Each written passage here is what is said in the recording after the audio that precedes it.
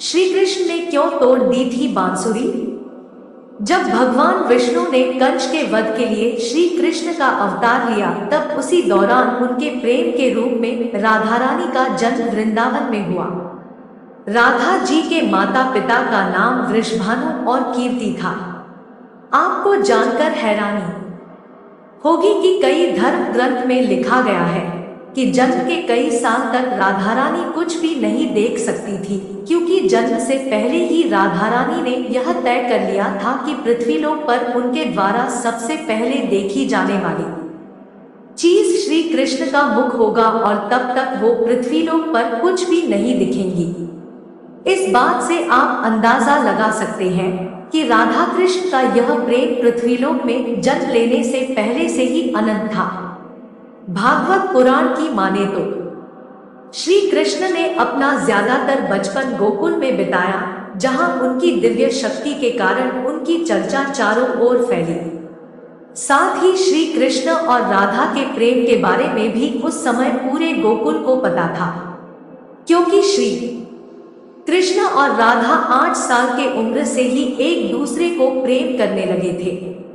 जहां हमेशा गोपियां श्री कृष्ण की बांसुरी की धुन पर नृत्य करती थी, वहीं राधा श्री कृष्ण की बांसुरी में खोई हुई उनके पास बैठ जाती थी।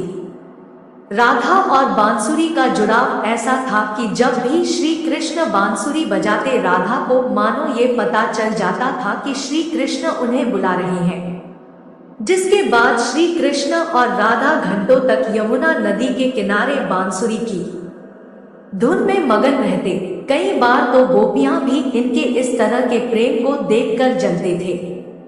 जब श्री कृष्ण बड़े हुए, तब उनके आसपास के लोगों की जिंदगी काफी तेजी से बदली, खासकर राधा और श्री कृष्ण की, क्योंकि अब वो समय आ चुका था जिसके कारण श्री कृष्ण ने पृथ्वीलोक पर जन्म लिया था। इसलिए अपने मामा कंस के बुलाव पर श्री कृष्ण को वृंदावन छोड़कर मथुरा जाना पड़ा।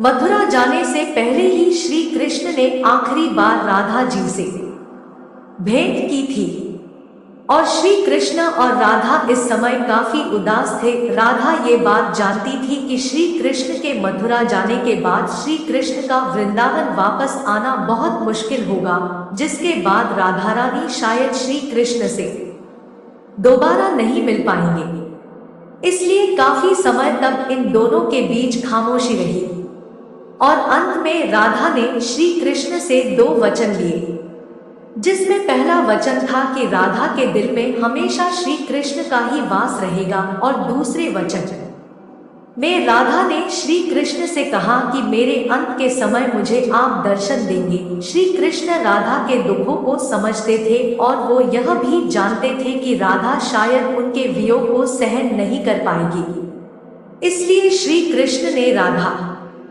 से एक वचन लिया कि मेरे जाने के बाद राधा तुम मेरे वियोग में कभी आंसू नहीं बहाओगी। जिसके बाद श्री कृष्ण अपने भाई बलराम के साथ मथुरा पहुंचते हैं और अपने कर्मों के अनुसार अपने मामा कंस का वध करके मथुरा के जेल से अपने माता पिता देवकी और वसुदेव को मुक्त कराते हैं। श्री कृष्ण द्वारा कंस का वध करने के बाद मथुरा की प्रजा में बड़ी खुशियां मनाई जाती हैं, पर कंस की मृत्यु का समाचार जब उसके ससुर मगधराज जरासंध को मिला तो वह आग बबूला हो गया। अपनी विशाल सेना लेकर वह विध्वंसों पर आक्रमण करने चल पड़ा। श्री कृष्ण को जब पता चला कि जरासंध मथुरा पर आक्रमण करने आ रहा है, तो उन्होंने अपने भाई बलराम के साथ एक सेना तैयार की और जरासंध को युद्ध में बुरी तरह हरा दिया। लेकिन अब मथुरा पर काफी आक्रमण होने लगे थे, इसलिए श्री कृष्ण ने यादवों की रक्षा के लिए समुद्र के किनारे एक राज्य का निर्माण कराया, जिसके चारों ओर एक बहुत बड़ी दीवार थी, जिसमें बहुत से दरवाजे थे और आगे इसी राज्य को द्वारका का नाम दिया गया। श्री कृष्ण ने द्वारका पर करीब 36 साल तक शासन किया, इसलिए श्री कृष्ण को द्वारकाधीश भी कहा जाता है। द्वारका में रहकर श्री कृष्ण ने रुक्मिणी और सत्यभामा से भी विवाह किया था। श्री कृष्ण रुक्मिणी से काफी प्रेम करते थे, रुक्मिणी भी श्री कृष्ण को अपना आराध्य मानती थी। यहाँ तक कि रुक्मिणी ने तो अपने परिवारों के विरुद्ध जाकर श्री कृष्ण से भागकर यानी गंधर्व विवाह किया था। जब श्री कृष्ण द्वारका पर राज कर रहे थे उस समय भगवान श्री कृष्ण का जीवन काफी व्यस्त था। वहीं राधा रानी वृंदावन में बैठे श्री कृष्ण के यादों में खोई हुई थी। श्री कृष्ण अपने जीवन में व्यस्त भले ही थे, लेकिन उन्होंने कभी भी राधा रानी को नहीं भुलाया था। कई बार तो उनकी पत्नियां भी श्री कृष्ण के राधा से प्रेम को देखकर काफी जला करती थी, क्योंकि सोते जागते कृष्ण राधे नाम जपा करते थे, मानो राधा और श्री कृष्ण का प्रेम ही श्री कृष्ण के लिए कोई शक्ति हो। वैसे कुछ कथाओं में ये लिखा गया है कि खुद ब्रह्मा जी ने आकर बचपन में ही राधा रानी और श्री कृष्ण का विवाह करवाया था, लेकिन ज्यादातर धर्म ग्रंथों में इसके बारे में कोई उल्लेख नहीं मिलता। पर ज्यादातर धर्म ग्रंथों में देखने को मिलता है कि श्री कृष्ण से वियोग के बाद राधा श्री कृष्ण की भक्ति में लग जाती है, जिसके बाद एक समय ऐसा भी आता है जब उनका विवाह यादव पुत्र अभिमन्यु से कर दिया जाता है। और यादव पुत्र अभिमन्यु को श्राप मिला था कि वो कभी भी राधा रानी को छू नहीं सकता। अगर उसने ऐसा किया या कोशिश की तो वह भस्म हो जाएगा। राधा रानी विवाहित जीवन में संयंत्रत रहकर अपनी समस्त जिम्मेदारियां पूरी करती रही और फिर उन्होंने अपनी सभी जिम्मेदारियों से मुक्त होकर अपने प्रेम श्री कृष्ण से मिलने का फैसला किया।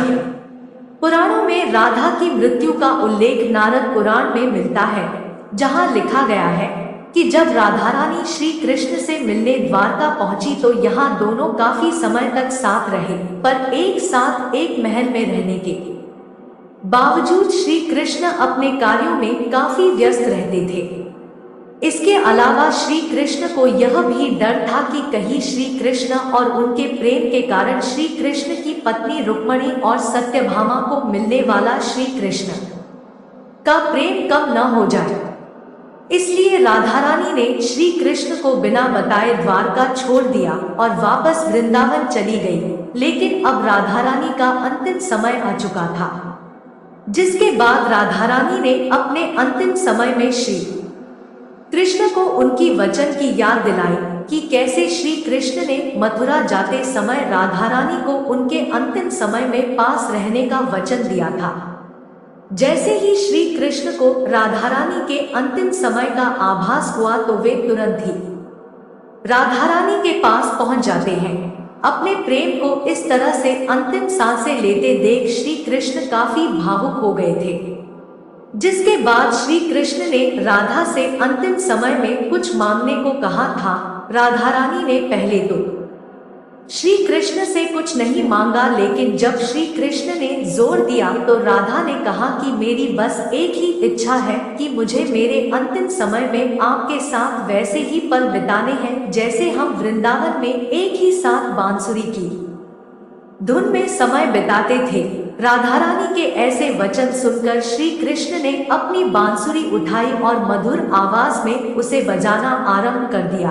बांसुरी बजने के दौरान श्री कृष्ण और राधा लगातार एक दूसरे को देख रहे थे और दोनों की आंखों में एक दूसरे के प्रेम के कारण आंसू थे। इसी तरह वृंदावन के पुराने यादों में और श्री कृष्ण की बाहों में राधा जी ने अपनी अंतिम सांसें ली। राधा जी की सांसें थम जाने पर श्री कृष्ण की बांसुरी की आवाज भी थम गई और श्री कृष्ण को राधा जी के मृत्यु से इतना दुख पहुंचा कि उन्होंने उस समय अपनी सबसे प्रिय बांसुरी को ही 2 टुकड़ों में तोड़ दिया। और इसी तरह एक ही दिन श्री कृष्ण ने अपनी 2 सबसे प्रिय चीजें खो दी, जिसमें सबसे पहला उनका प्रेम और दूसरी उनकी बांसुरी थी। श्री राधा की मृत्यु के बाद श्री कृष्ण भी ज्यादा समय तक पृथ्वीलोक पर नहीं रहे और अपने अंतिम कार्य यानी महाभारत के युद्ध को समाप्त करने के बाद उन्होंने भी पृथ्वीलोक छोड़ दिया। जय श्री कृष्ण।